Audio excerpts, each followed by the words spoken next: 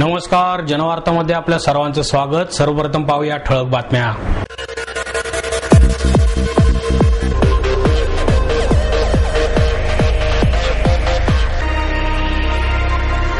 पुण्याच्या महापौर पदासाठी राष्ट्रवादी काँग्रेसने वैशाली बनकर तर उपमहापौर पदासाठी काँग्रेसने वरिष्ठ शहर उपाध्यक्ष दीपक मानकर यांना उमेदवारी केली जाहीर। कॉमनवेल्थ गेम्स घोटाळ्यात अडकलेले खासदार सुरेश कलमाडी यांनी 2014 ची लोकसभा निवडणूक लढवणार असल्याची केली घोषणा। आणि महिलांच्या आरोग्य, सुरक्षा, शिक्षण, पोषक आहार आदी विषयांवर अनेक योजना असूनही त्यांची योग्य अंमलबजावणी होत नाही। भाजप महिला मोर्चाच्या राष्ट्रीय अध्यक्षा खासदार स्मृती इराणी यांची खंत।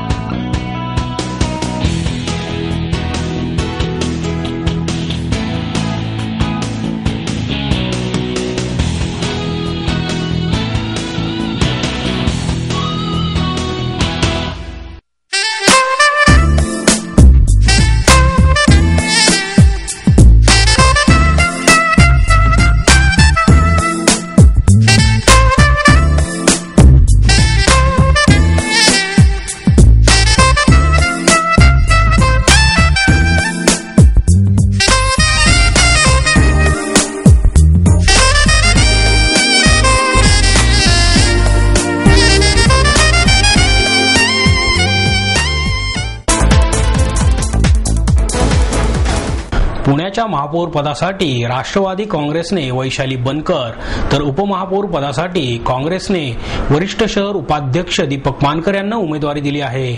महापालिकेत पहिल्यांदाच पाऊल ठेवणाऱ्या वैशाली बनकर यांचा महापौर पदासाठीचा अर्ज राष्ट्रवादी पक्षाच्या वतीने दाखल करण्यात आला।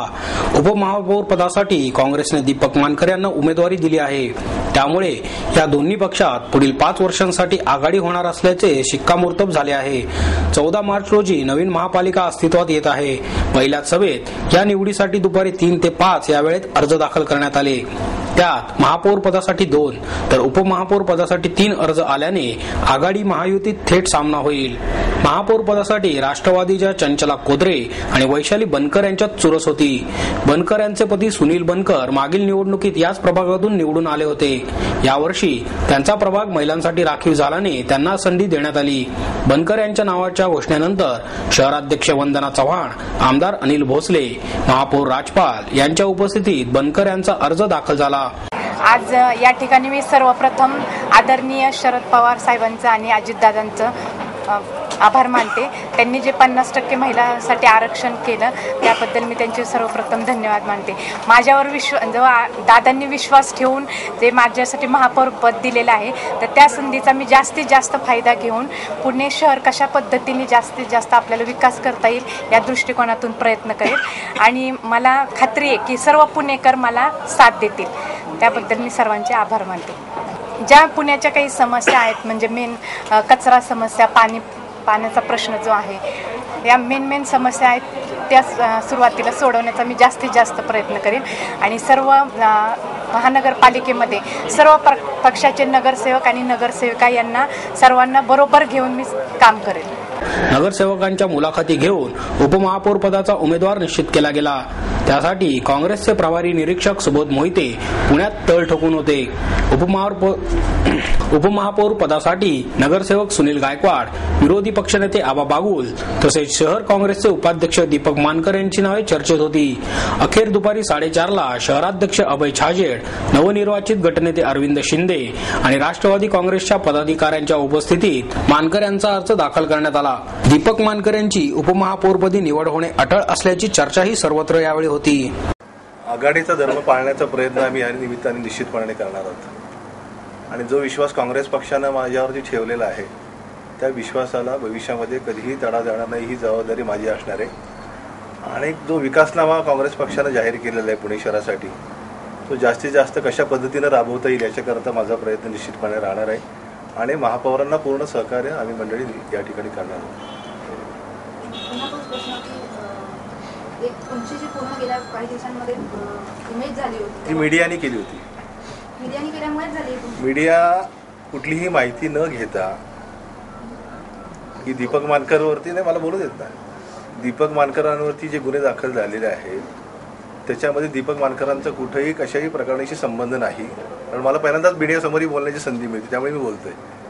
आणि या संदर्भामध्ये कोर्टाने जो निर्णय दिलेला आहे की संपूर्ण पॉलिटिकल मोटिवेट करून दीपक मानकरांना विधानसभेच्या निवडणुकीच्या वेळी हे गुन्हे दाखल करण्यात आले की त्यांनी ही निवडणूक लढवू नये, अन्य आमदार होऊ नये, याच्याकरता एक षडयंत्र शिवसेनेच्या माध्यमातून या ठिकाणी झालं होतं आणि त्याचा बळी दीपक मानकरांचा गेलेला आहे. दीपक मानकरांवरती इतर कुठलेही गुन्हे नाही, सगळे पॉलिटिकल गुन्हे आहेत. कारण प्रत्येक आंदोलनामध्ये, चळवळीमध्ये दीपक मानकर हा सातत्याने गेले 28 वर्ष राहिलेला आहे.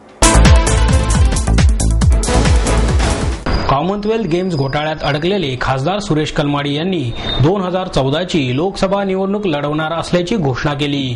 कॉमनवेल्थ घोटाळ्यात अडकलेले खासदार सुरेश कलमाडी यांनी तिहार तुरुंगातून सुटल्यानंतर पुन्हा एकदा सक्रिय राजकारणात उतरण्याची तयारी सुरू केली आहे. आपण 2014ची लोकसभा निवडणूक लढवणार असल्याचे सांगत त्यांनी पहिल्यांदाच शासकीय अधिकाऱ्यांसोबत बैठक घेतली. कलमाडी हे विमानतळ प्राधिकरण सल्लागार समितीचे अध्यक्ष आहेत. या नात्याने त्यांनी विमानतळ येथे अधिकाऱ्यांसोबत बैठक घेतली.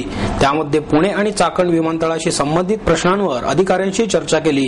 या चर्चेनंतर पत्रकारांशी बोलताना त्यांनी 2014ची लोकसभा निवडणूक लढवणार असल्याचे सांगितले.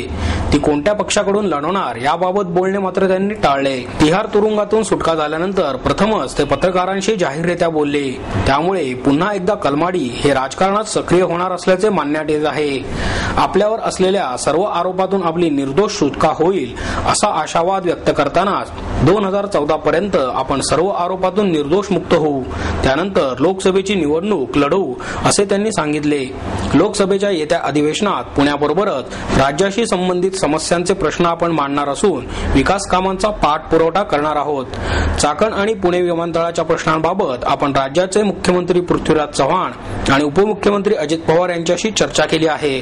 ते प्रश्न तातडीने मार्गी लावण्यासाठी आपण प्रयत्न करणार आहोत असे सांगत थोडा वेळ द्या, हळूहळू तुमच्याशी सर्वच विषयावर सविस्तर बोलता येईल असेही कलमाडी यांनी यावेळी स्पष्ट केले.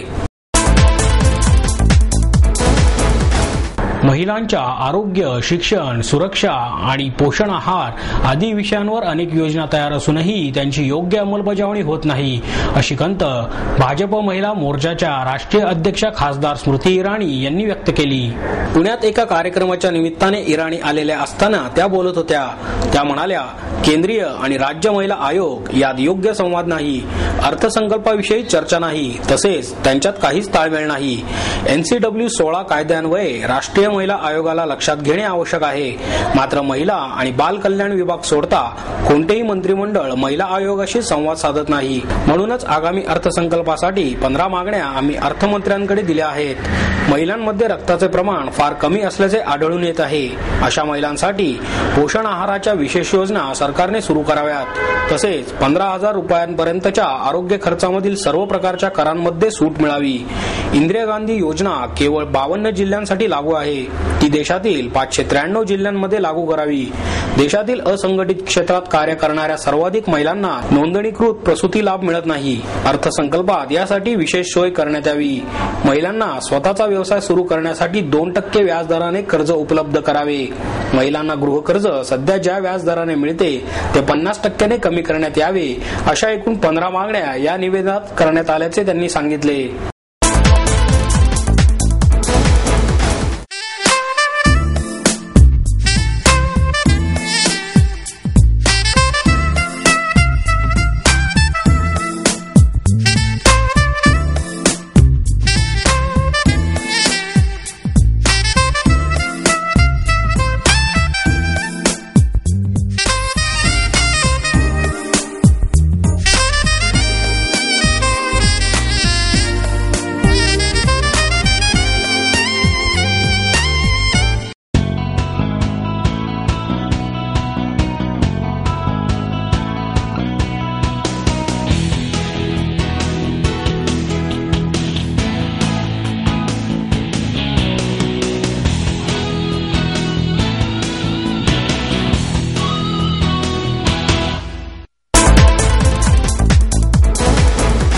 नगरचे प्रख्यात शिल्पकार प्रमोद कांबळे यांनी शिवजयंतीचे औचित्य साधून तमाम शिवप्रेमींसमक्ष शिवरायांचा पुतळा साकारला. छत्रपती शिवाजी महाराजांच्या जयंतीनिमित्त हिंदू गर्जना प्रतिष्ठानच्या वतीने या अभिनव उपक्रमाचे आयोजन करण्यात आले. दरवर्षी शिवजयंतीला व्याख्याने, अभिवादन फेरी, मिरवणूक, पोवाडे असे विविध परंतु तेच कार्यक्रम केले जातात. त्यामुळे प्रतिष्ठानचे अध्यक्ष धीरज घाटे आणि शिल्पकार प्रमोद कांबळे यांनी काहीतरी आगळेवेगळे करण्याच्या विचारातून हा उपक्रम राबवून शिवरायांना अनोख्या रीतीने वंदन केले. सणस मैदानासमोरील छत्रपती शिवाजी महाराज उद्यानात कांबळे यांनी सकाळी 9 वाजता पुतळा साकारण्यास सुरुवात केली. या अर्धपुतळ्याची उंची 10 फूट असून आपल्या कल्पकतेने आणि कलाकुसरीत तरबेज असणाऱ्या हातांनी कांबळे यांनी ही सुबक कलाकृती त्याच दिवशी संध्याकाळी पूर्णत्वास नेली. कांबळे यांची ही मनमोहक कारागिरी बघण्यासाठी आणि त्यांना पाठिंबा देण्यासाठी दिवसभरात पुणेकरांनी मोठ्या संख्येने या ठिकाणी हजेरी लावली. मागासवर्गीय विद्यार्थ्यांकडून होणाऱ्या बेकायदा शुल्क वसुली विरोधात बेमुदत उपोषण करत असलेल्या भारतीय क्रांतिकारी संघटनेचे अध्यक्ष सिद्धार्थ शंकर शर्मा यांची तब्येत खालावली तरी त्यांनी उपोषण सुरूच ठेवले आहे. मागण्या मान्य होईपर्यंत आंदोलन सुरू ठेवण्याचा निर्धार त्यांनी व्यक्त केला आहे. मागासवर्गीय विद्यार्थ्यांकडून होणारी बेकायदा शुल्क वसुली रोखण्यासाठी शर्मा यांनी गेली 2 वर्षांपासून विविध प्रकारे आंदोलन सुरू ठेवले आहे. समाज कल्याण विभागाने संबंधित दोषी महाविद्यालये आणि अधिकाऱ्यांवर कारवाई करण्याचे आदेश देऊनही त्याची विशेष जिल्हा समाज कल्याण अधिकाऱ्यांकडून दखल घेतलेली नाही. याबाबत शर्मा यांनी वारंवार पाठपुरावा केला, मात्र त्यांना दाद मिळाली नाही. त्यामुळे त्यांनी 29 फेब्रुवारी पासून बेमुदत उपोषणाला सुरुवात केली. बुधवारी उपोषणाचा 8वा दिवस होता. या दरम्यान समाज कल्याण विभागाच्या अधिकाऱ्यांनी शर्मा यांच्याशी कसलाही संपर्क साधला नाही.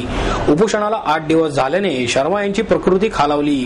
ससून रुग्णालयातील डॉक्टरांच्या एका पथकाने त्यांची तपासणी करून रुग्णालयात दाखल होण्यास सांगितले, मात्र शर्मा यांनी त्यास नकार दिला.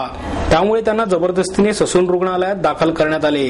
आंदोलनाची तीव्रता वाढत असून रोज 30 विद्यार्थी समाज कल्याण संचालनालयामध्ये शुल्कवाढी विरोधात तक्रारी देत आहेत. त्यामुळे समाज कल्याण अधिकारी घाबरले असून त्यांनीच आंदोलन गुंडाळण्यासाठी जबरदस्तीने रुग्णालयात दाखल करण्यास सांगितले, असे शर्मा यांनी स्पष्ट केले. विश्वशांती केंद्र आळंदी, माईर्स MIT पुणे, भारत आणि महाराष्ट्र राज्य कुस्तीगीर परिषद यांच्या संयुक्त विद्यमाने राज्यस्तरीय महाराष्ट्र कुस्ती महावीर स्पर्धा 2012 चे आयोजन करण्यात आले आहे.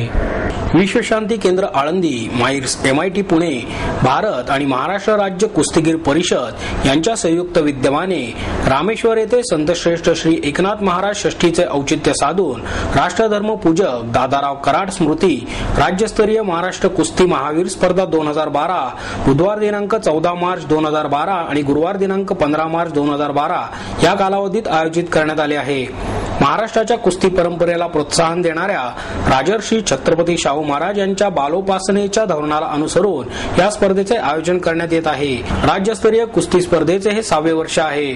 बुधवार दिनांक 14 मार्च रोजी दुपारी 3 वाजता होणाऱ्या उद्घाटन समारंभासाठी सन्माननीय प्रमुख पाहुणे म्हणून हिंदकेसरी श्रीपती खंचनाळे, हिंदकेसरी गणपतराव आंदळकर, महान भारत केसरी दादू चौगुले, हिंदकेसरी दीनानाथ सिंग, 3 हिंदकेसरी जगदीश कालीरमण आणि आंतरराष्ट्रीय जुडो खेळाडू योगेश धाडवे हे उपस्थित राहणार आहेत. तसेच गुरुवार दिनांक 15 मार्च रोजी सायंकाळी 5:30 वाजता होणाऱ्या पारितोषिक वितरण समारंभासाठी नवी दिल्ली येथील द डे आफ्टरचे मुख्य संपादक आणि मुख्य कार्यकारी अधिकारी सुनील डांग हे प्रमुख पाहुणे म्हणून उपस्थित राहणार आहेत. स्पर्धेसाठी येणाऱ्या जिल्हा कुस्तीगीर संघातील मान्य निवडक कुस्तीगीरांच्या जाण्या येण्याचे एसटी भाडे संयोजकांच्या वतीने देण्यात येईल. तसेच निवासाची आणि भोजनाची व्यवस्था संयोजकांच्या वतीने करण्यात येईल, अशी माहिती विश्वशांती केंद्र आळंदी आणि माईर्स MITचे प्रमुख प्राध्यापक डॉक्टर विश्वनाथ कराड, माईर्स MITचे कार्यकारी संचालक प्राध्यापक डॉक्टर मंगेश कराड आणि महाराष्ट्र कुस्तीगीर परिषदेच्या तांत्रिक समितीचे सचिव तसेच महाराष्ट्र कुस्ती महावीर स्पर्धेचे संयोजन समितीचे सचिव विलास कथुरे यांनी पत्रकार परिषदेत दिली. या स्पर्धेसाठी भारतातील आणि विशेष करून महाराष्ट्रातील नामवंत मल्लांना निमंत्रित केले असून स्पर्धेतील विजेत्या मल्लांना महावस्त्र, श्रीफळ, ज्ञानेश्वर माऊलींची प्रतिमा, सुवर्ण, रौप्य, कांस्य पदक, रोख पारितोषिक आणि सन्मान चिन्ह देऊन गौरवण्यात येणार आहे. अखिल महाराष्ट्रातील सर्वात श्रेष्ठ अशा कुस्तीगीराला महाराष्ट्र कुस्ती महावीर हा अत्यंत बहुमानाचा किताब, सन्मानपत्र, चांदीची गदा आणि रोख 51,000 रुपये देण्यात येईल असेही यावेळी सांगण्यात आले. आणि याबरोबरच हे बातमीपत्र संपलं. पुन्हा भेटूया उद्या याच वेळी. नमस्कार.